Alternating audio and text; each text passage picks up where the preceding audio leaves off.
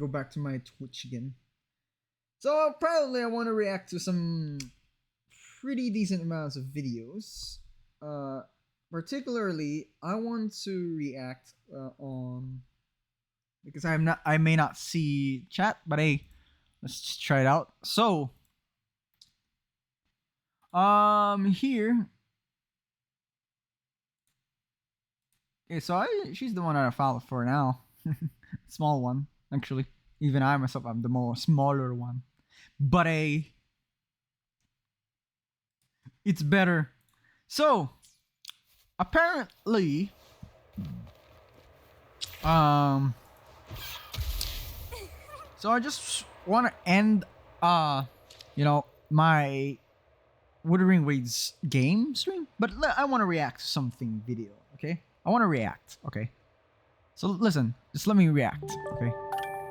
Ooh. Oh, huh? Okay. Wu Chen, art grade. Oh! It's Wu Chan. Hello! It's nice to meet you, though. Hang on. Hang on a second. I'm just saying hello. I am quite surprised, though. So, my plan currently is to watch a particular video, which actually, if I would say it, it's more like I would criticize a particular event, which is named as the Pincer Maneuvers, which is, I would say, one of my most, if not my most experience. It's not actually the best experience. Even if I have some good characters and good, you know, good characters, and in this event, this one, look, I only barely got 6,000. I only barely got 6,000. And I may have some skill issues with this one. So, I want to react to a video made by, if not mistaken, it is made by, they call it the worst combat, by Vinsenneth. And it's, and to be fair, this video is more like a criticizing. There can be suggestions, or there can be such, you know. So, I would love to react. If you are willing to join, let's proceed. But I'll need to close first my Wuthering Waves because it's gonna take a lot of lags out of it. So, here we go.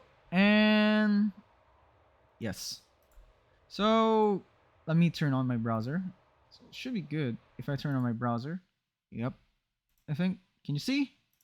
Let me see if I could, you know. By the way, thanks for following Yu-chan. I appreciate it. And yes, here we are. This is the video I really want to recall. This is these two videos, actually. And I would say that this video is very interesting. I do understand. Especially for someone like me, who is more like, I have a lot of characters. Pincer Maneuver. Okay. I have more characters, okay?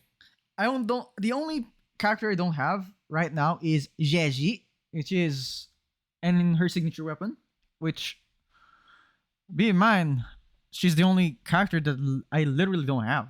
The rest of the characters I have. So definitely there should be I could relate to something.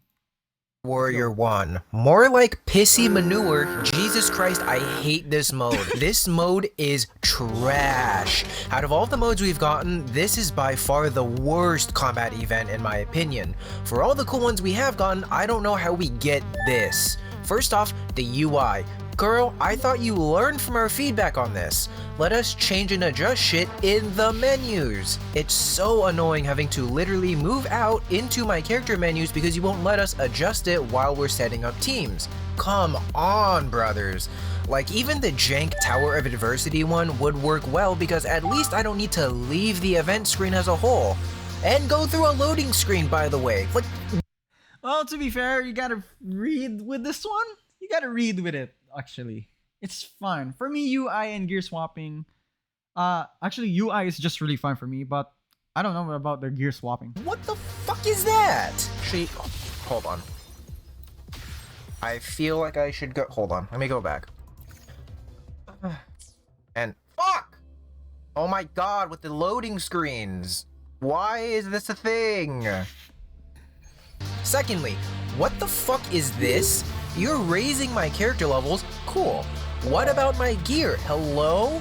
What purpose is there to bring in my level 80 Yang Yang when I don't have shit built on her at all?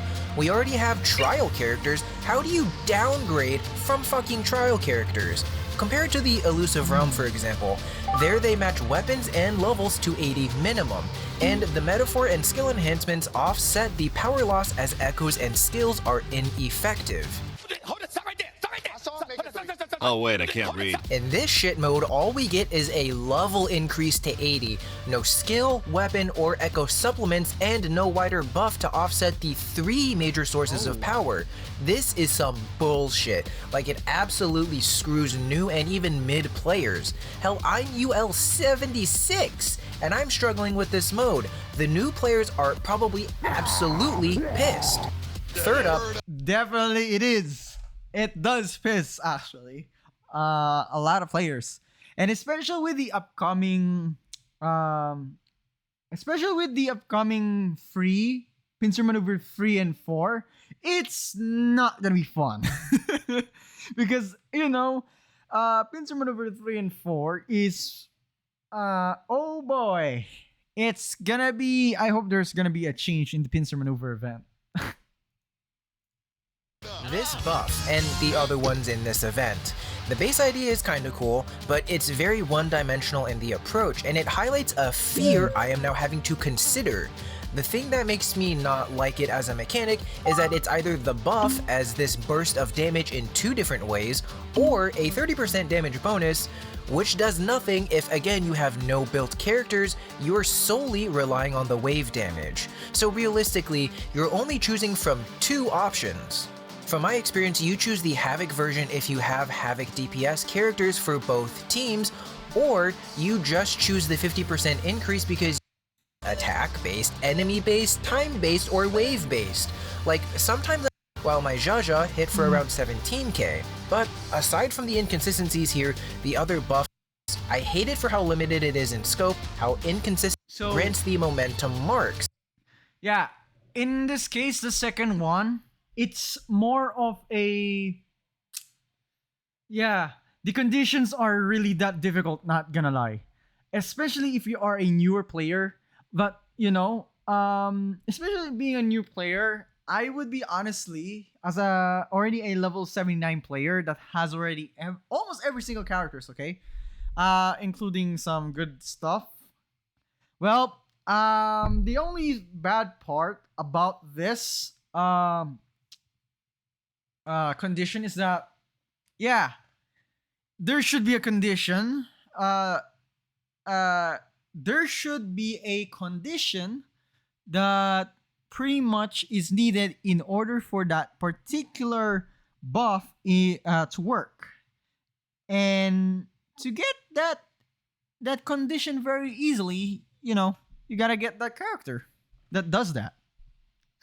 In this case, during the first Pincer Maneuver event, if you would ask me, the first Pincer Maneuver event, it was Camellia. And I kid you not, when I did Endless with Camellia, the first half was 4,000.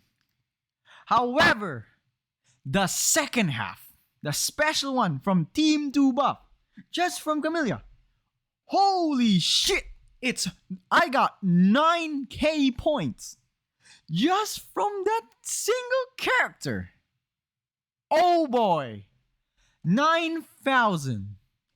But I didn't have a screenshot, but I think I actually have it. I don't know if I still have it on my what's it called, on Twitch. Yeah, I think I got it on my highlights. And yeah. Let me see if I could go back to Twitch.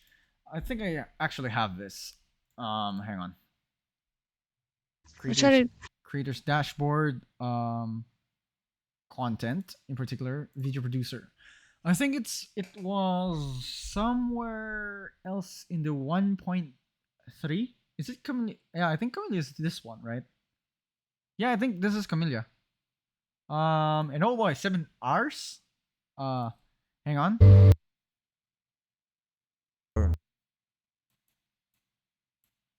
Okay, so that's her. I played. So this definitely. Do I still have it? 15%. Wow. This one's better. A chance. Okay, it's not. I think it's not here. Pathetic. Is it here? No, it's not. I think it didn't record that properly. Did I record it properly? Yeah, let me see. Part 2?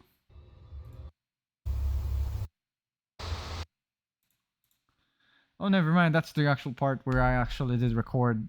But it seems that I didn't record it. But I do know that that was 9,000 points. And I kid you not. 9,000 points is damn really good. I hate it for And I don't think getting 9,000 points in a single team 2 buff or a single run on is quite possible with the characters. 9,000, damn, in the second half. But now, for how limited it is in scope, how inconsistent it seems to be, and most of all, how It's the biggest piece of dog disgustingly shit. predatory it yep, I told you that because it is quite for personally, in my opinion, it is also the same. It's quite predatory, but some other people says it's kind of like a skill. I cannot really force them to say that it is predatory because some can do skill, but some cannot. Especially, yeah, for me, I would most likely sided with I would say the characters, the newer players, especially with those that are kind of currently limited. And to my surprise, it is quite predatory, and I do agree. I am not 100% sure, but it doesn't mean it's a bad game. But it just needs a bit of adjustment. That's pretty much it. It's just a bit of adjustment, man. Even I myself, even if I had the recommended characters, I cannot do that crap, man. It is. That is the main thing that I'm loathing right here. Kuro, don't do. But you should not be catering events that are limited this heavily, and most of all, punishing teams that are not Havoc. My kitted out teams Oh, Electro in this case. barely buffs, as that's where the DPS check is, whereas the skill checks are more so on the holograms. And at this point, I've kind of just said fuck it. However, I do have some tips for you in case. So it doesn't really matter. For me personally, Make sure that the echo stats are at least kind of in line. so it's more like preferably. I would probably say preferably doing fine. He's just giving you tips at this point, but this highly suggests that pretty much just make a trial characters. That's okay to him, I think. For me personally, just add trial characters to in the Pincer Maneuver. It should be fine. Not limited, actually. And this is where the second part is. This is where I want to tell you guys the true story.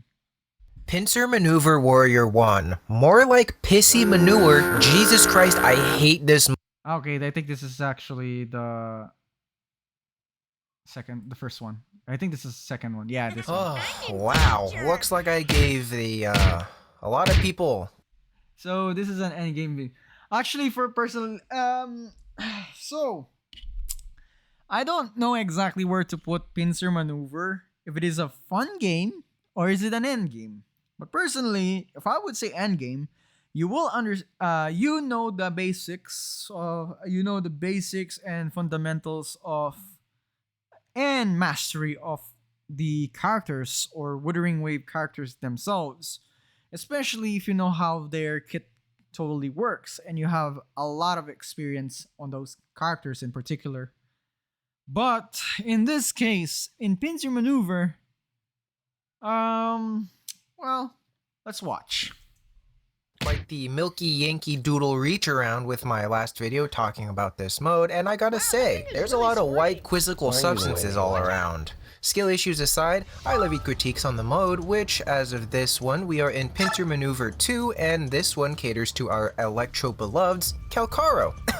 I mean, Shangliao and Yinlin, as this mode will be stupidly easy if you have them, much like having Camellia for Pincer 1. My critiques, I think, are still valid, those being, 1, this mode is predatory as it's meant to pretty bluntly nudge you to pull for characters, 2, the buffs are boring and also the dependent thing for your score, 3, they need to add in-menu team and gear changing, and 4, add trial characters because it's more friendly towards non-geared and newer players. However, I'm making this to address one specific thing, and that's the idea that Pincer Maneuver is endgame. I ask you, is it though? Where is it that we are led to believe this is endgame? Is it because in the 1.4 trailer and their notes this is labeled as a recurring event? Now, if I'm being honest, I didn't actually know this was a recurring event, I just saw it as another combat event to do.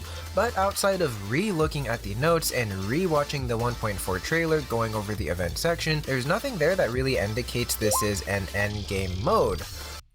Well, personally, it's not for me. It's not. It's somewhere between actually. For me, if I would say fun and endgame, it's just on the middle. I would put it on the middle.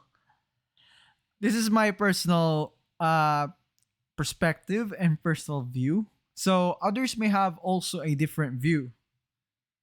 And I will still say what I say on my perspective. I don't know if your perspective is the same as us or you are different. Well, it's just that. Are we conflating the terms of recurring and endgame? By the way, before any accusation Recurring. Occurs periodically repeatedly. Oh, it's just time. on my opposition are thrown my way, I'm not opposed to this mode since this is essentially Warzone at the last stage. It's just worse because of how they have structured the system. I mean, I literally made a video talking about how they should add Warzone and Pain Cage modes to Wuthering Waves. But since this is in beta as per the notes, I'm happy and now some others are talking about this since it's how this will get better. But as I've sort of hinted at, no, I don't think this is endgame, at least not right now. The reasons for that is because when compared to the actual endgame modes, Pincer offers nothing of its supposed relative kin. Let's look at why we tend to call Tower and Holograms endgame modes. Tower is a permanent resetting challenge that is more so a DPS gear check, but in some other True, it is a DPS gear check. It's a DPS kind thing. As much as possible, in TOA, you gotta dish out a lot of damage in a short period of time in order for it to give you the best points, actually, which is 3 stars. In every single, I would say every single in Hazard, you must never exceed 2 minutes of that 5-minute time limit. You must not again exceed 2 minutes because you won't get that juicy asteroids. I mean, 3 stars each, but I don't think, sorry, my bad. You just gotta get 3 points, I guess. Yeah. ways checks how well you know the mechanics of the game when placed up against a timer, tanky and relatively hard-hitting and aggressive targets. Crow has also shown us that they are wanting to add more to this mode, as with the addition of the harder floor, which can be completed one time for an extra check. And oh boy, my experience in Overdrive, just to have a little bit of at least fun. Oh boy! It is, if I would say, it is um, it is hard. However, if you are on the Resonant Tower, which is Spectral Base, if you have Jinxie, well, you gotta have an easy life there after all. If you are in the Echoing Tower, well, it's gonna be easy if you have Zhang Liao or Jianxin. Because if you have, and Shorekeeper. Because because Shorekeeper gives 10% crit rate and 25% crit damage, while Jianxin, as at minimum, but Yinlin would be much more better, gives, I believe, less liberation bonus, but longer period than Yinlin. But Yinlin can do Electro and, of course, Liberation, which, of course, Zhang Liao has both of those. Well, both of those important damage bonus needs. Well, and of course, in the middle, if I would tell you, oh boy, I was having a hard time there, struggling so bad to the point that I woke up until 3 in the morning just to finish the 3 stars. And if I say this is a very difficult one, the middle one is more of a hell. And the reason why is because of the first half. I'm not sure which one, if it is the first or second, where you are exposed to the freezing, which of course those wolves deals a lot of damage, and it is not fun. And at the time, I used pretty much Camellia, Baiji, and Sanwa. Oh boy, those things are much hard. It's quite hard. Yes. And at the time, my Sanwa and Baiji are not complete. And Camellia is just released. And if it wasn't for Camellia, I might not able to complete this overdrive zone. Challenge, so there's room for addition. Which is why it is, I would consider this as an end game. Holograms is similar too, as it also is a partial gear check, but more so focuses on your execution of game mechanics when facing modified and harder bosses with different movesets, with later difficulties adding on affixes making the encounter more intense.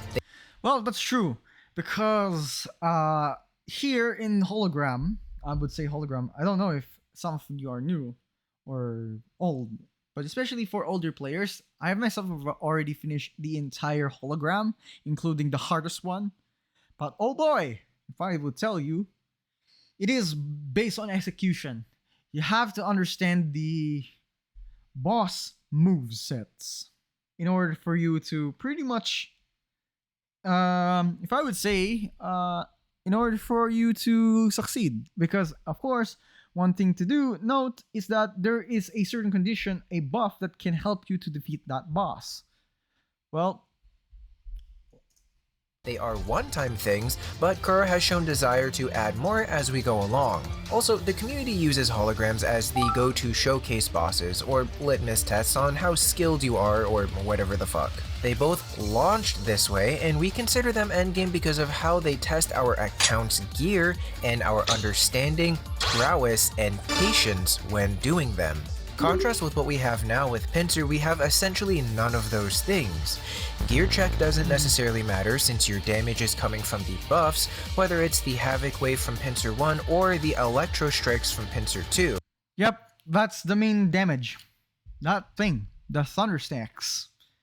Once you reach 30, you should restore amount of Resonance energy and Concerto energy, while once you reach 60, you get those big, massive damage strikes. Yeah, big, massive Thunder Strikes. That deals 100,000 actually, as shown in this video.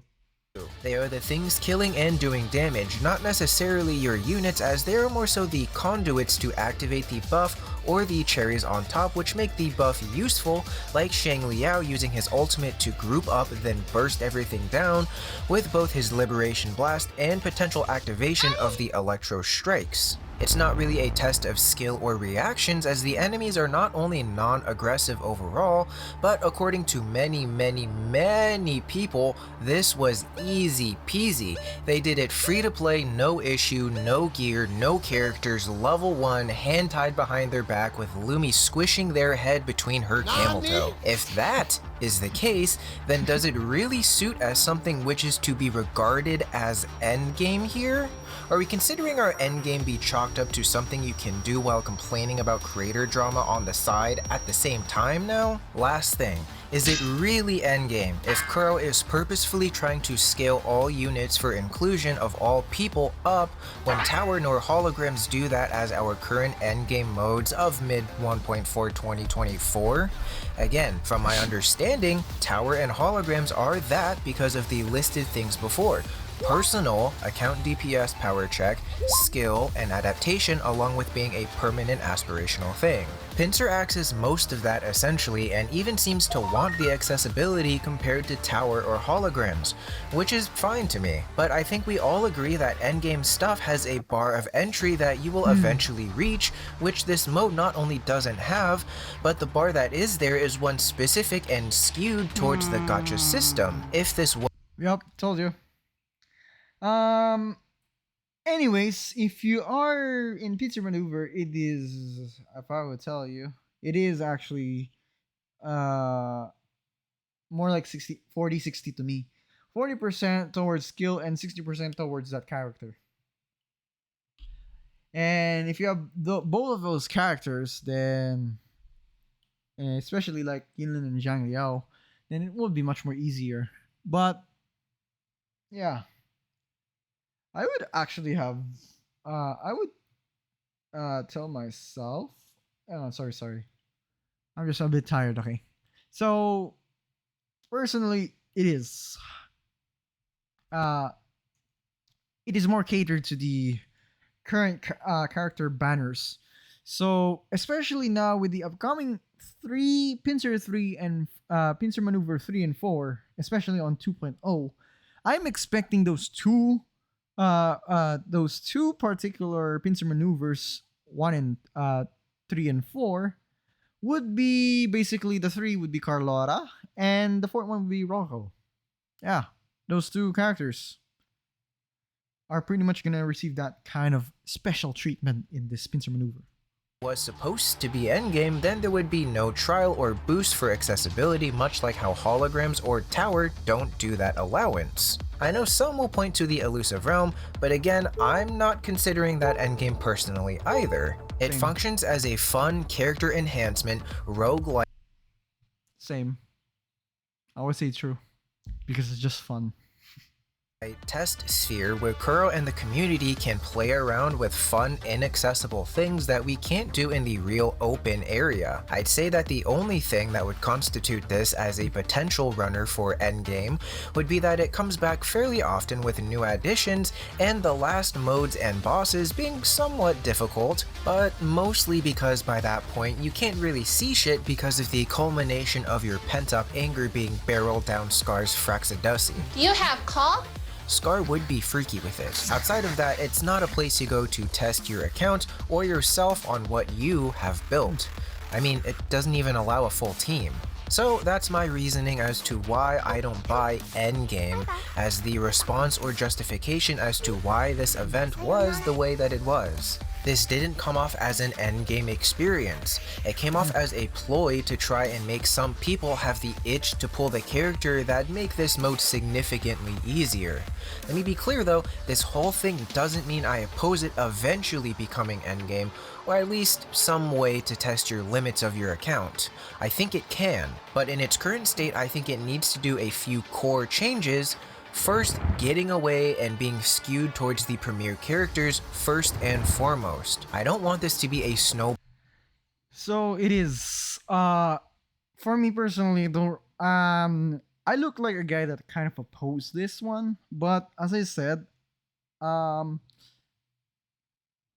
would personally rather say that make it much more friendly to newer players. That's the only thing I really wanted, because I'm on the side, not the skill side, but more on the side of uh players, newer players, rather than older or higher level players. Because, as a older player, I don't see that kind of problem.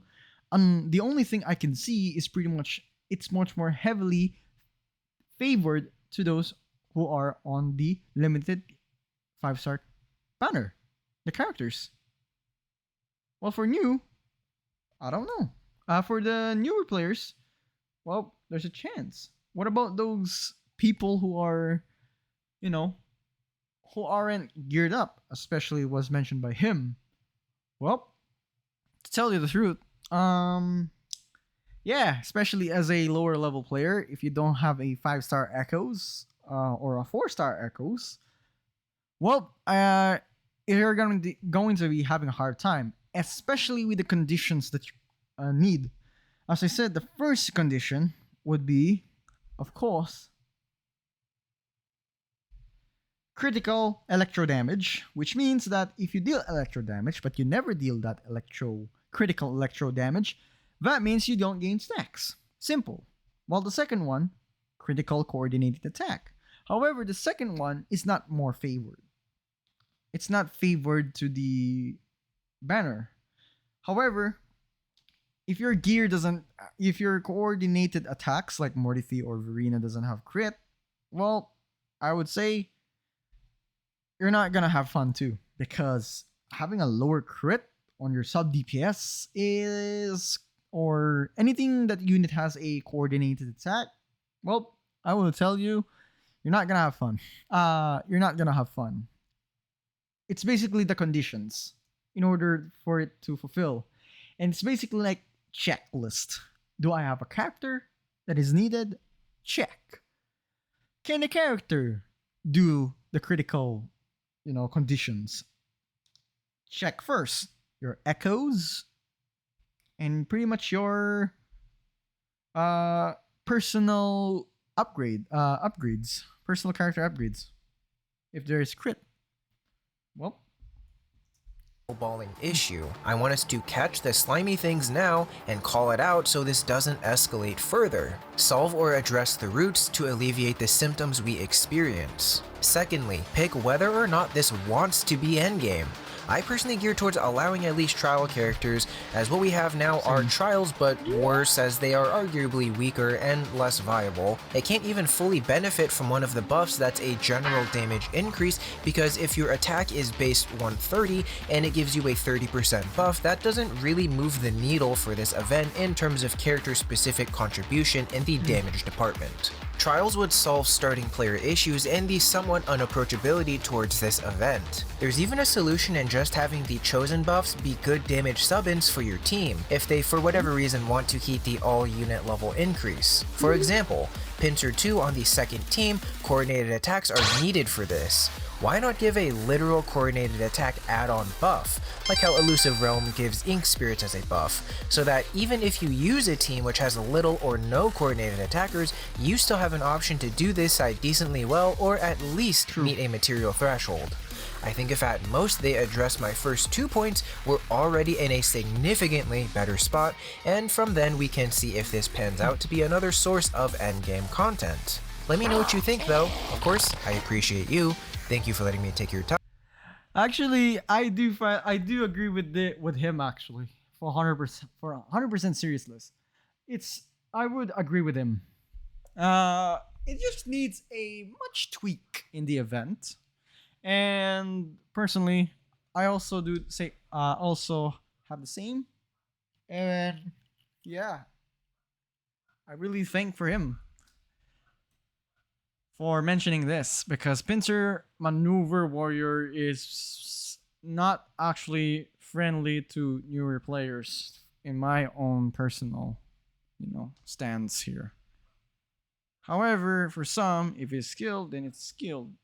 But if you're someone who is limited with characters, limited in materials, limited in personal kind of stuff, then, well, okay, good luck. Well, it needs a bit of change. like trial character, but we only need to put the trial characters in, and we're good. That's the only thing I really wanted to see in the Pincer Maneuver. But hey, not bad. But let's check out. I want to check again if someone's live. But hey, personally, I'm good, and after all, I will still give credits to him, and yeah, I think this is pretty much it. I actually finally do what I want for the most part. So streaming is, pretty good one, a decent one, and yeah, thanks for watching. And I actually had a bit of fun. Now that I'm not sure of how I am prepared with this one, but hey, it's not a bad deal. It's good. So yeah, have fun. Peace out.